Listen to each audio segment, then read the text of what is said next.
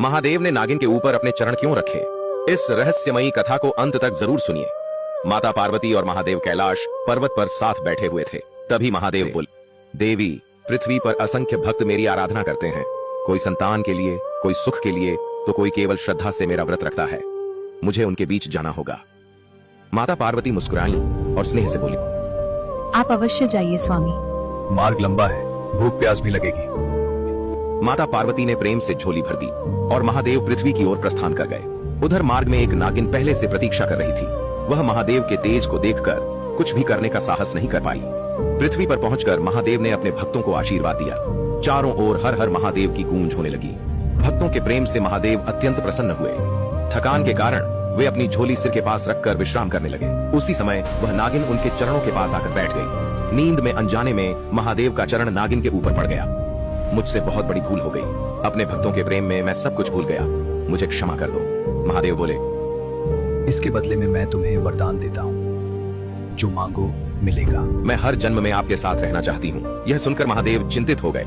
यह सरल नहीं है मेरी प्रिया पार्वती, तुम्हें देखकर क्रोधित हो जाएंगी। नागिन बोली, स्वामी, आपने वचन दिया है, अब मैं आपसे अलग नहीं हो सकती।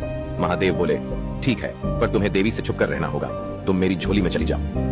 नागिन झोली में चली गई और महादेव कैलाश लौट आए। घर पहुंचकर माता पार्वती ने झोली एक ओर रख दी और महादेव से बातें करने लगी।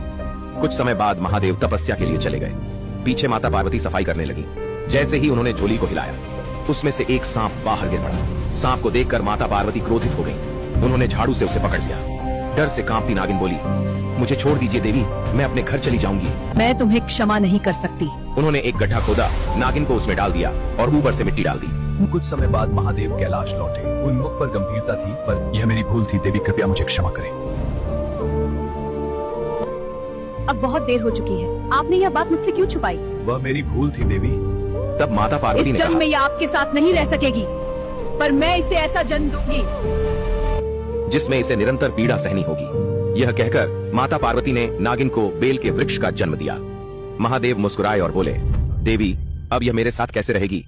माता पार्वती बोली, स्वामी, जो भी भक्त इसके पत्ते आपके शिवलिंग पर चढ़ाएगा, इसकी पीड़ा कम होती जाएगी।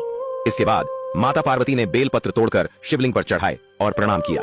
तभी उन्होंने कहा, जो भी भक्त सच्चे मन से बेलपत्र और जल अर्पित कर मनोकामना मांगेगा, उसकी इच्छा अवश्य पूर्ण होगी। इसलिए बेलपत्र केवल पत्ता नहीं, यह करुणा, पश्चाताप और शिव भक्ति का प्रतीक है।